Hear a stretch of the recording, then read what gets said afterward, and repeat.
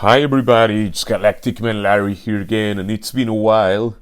I've been working, in my everyday regular job as a singer at the theater, and it's been a lot the past days. So I couldn't get the time and energy and the voice, to do the extra work while singing some opera. So anyway. Today we're back and we have in front of us Stuart, Outback, Selkirk, and yes, from the Tiger Force line. My pre-order from over a year ago got cancelled, and that sucked.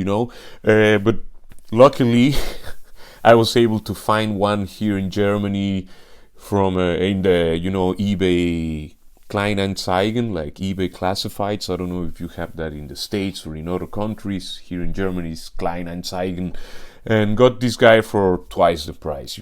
Just as expected, but it was still the best option I had. So here we have him, and finally, by now there must be like 1,000 reviews of this guy, but I just want to make mine anyway, to share with you my experience unboxing this, I guess, amazing figure. You have the Tiger Force, very boring background. You have the very cool logo. You have the very boring legal stuff. You have the things that you can go yourself check on the website, because I don't do that myself, but I encourage you to do it if you're interested. Here you have the artwork. Looks cool, but it's not my favorite again. This side looks a bit better, but it's a very specific style. I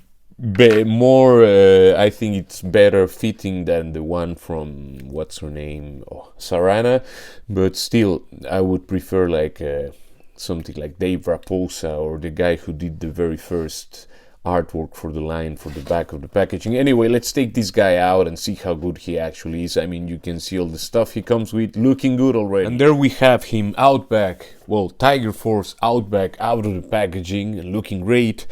I'm so happy that I finally got this guy, because many of you might just walked into a Target or something like that, and there it was, and you picked him up.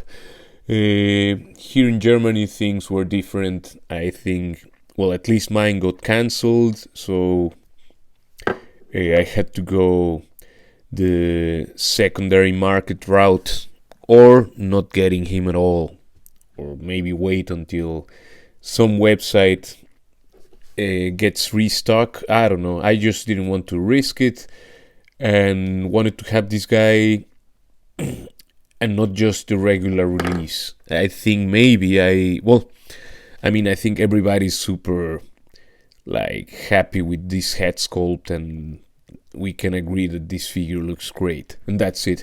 Anyway, let's check the things he comes with. First of all, there you have his small machine gun, cast in that gunmetal gray, without not much of the metal thing, but this gray color with a bit paint for the strap is not a different piece. It's just brown paint, and the strap you cannot take it off. That would be nice, but it's the way it is. The nice tiger log on his chest. Let's just take a look at that.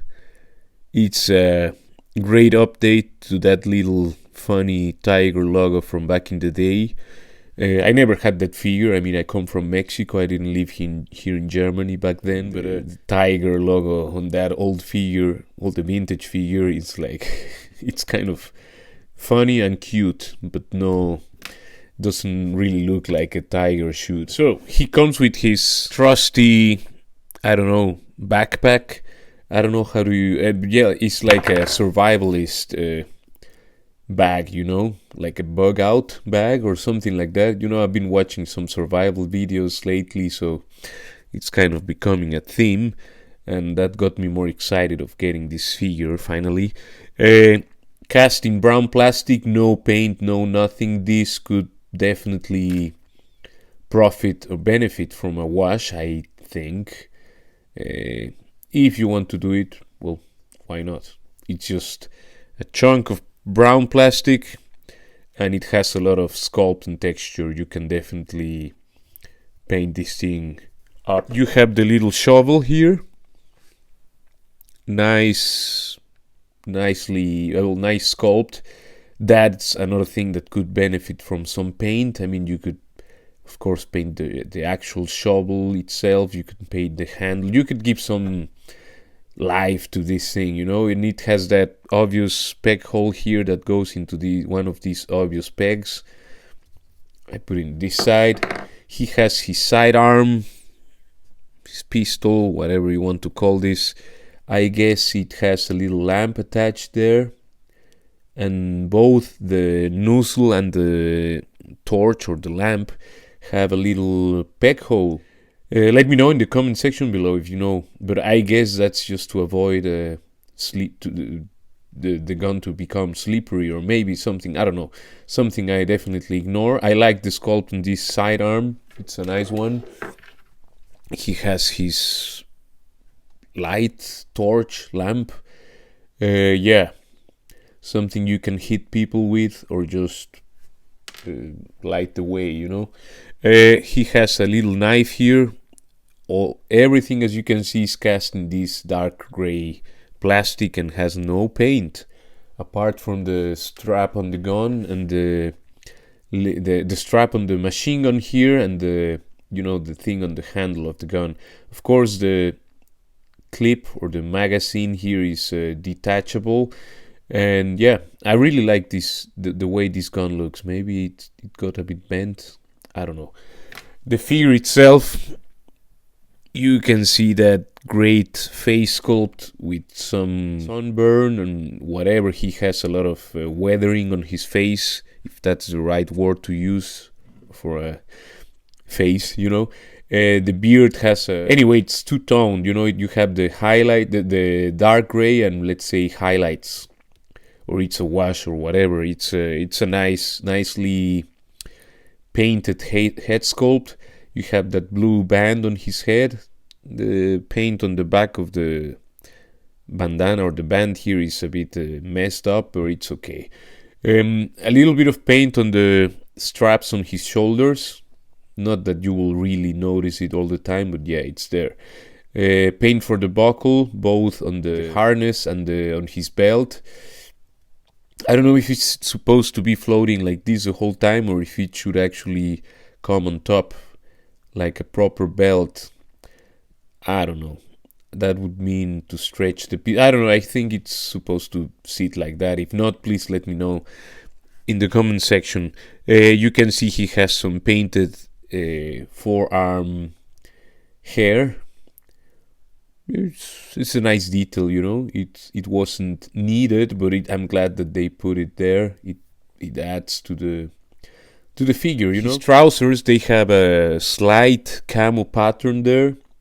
It's not that noticeable from a distance, I guess, but with light you can see it. I just realized when I got the figure, I didn't see in the previous reviews and stuff, or maybe I wasn't paying much attention. Anyway, you have these brown straps and buckles here. This watch here, just green with some gray for the, I'm not even showing it, some gray here for the actual screen of the watch, or whatever you call that thing. Anyway, this guy, you can look up that far, look down that far. The neck should have some movement, but I guess my figure just froze again, or actually it doesn't have that much opening on the t-shirt, for that neck to be moving around. But one of two options: the neck just froze, or maybe it's stiff in there, or I don't know. But the head is on a dumbbell joint, and it has some range. It doesn't have the greatest range ever, but it has some range. Nice steel to the sides. Of course, it can look to the sides. We'll go all the way around, actually. Yeah, the shoulders can go all the way around. They can lift up to a bit over 90 degrees. There you are. The arms can stretch, of course. He has double jointed elbows, that's what I wanted to say. He has bicep cut, of course, double jointed elbows that can bend that much. That's, I think, is a great amount. This hand is on a vertical swivel, but it froze already. Of course. Well, it has a vertical swivel, can go all the way around, and this one is on a horizontal swivel, and of course can go all the way around as well. He has decent, well, let's see. He has decent butterfly joints. That shoulder can go backward that far, can go just a little bit forward before the sculpt, gets in the way. Actually, yeah, doesn't really bend to the front. It goes backwards quite some. He has an up crunch. It has one click forward or two. One click forward. It's only one click, and it has one click backwards.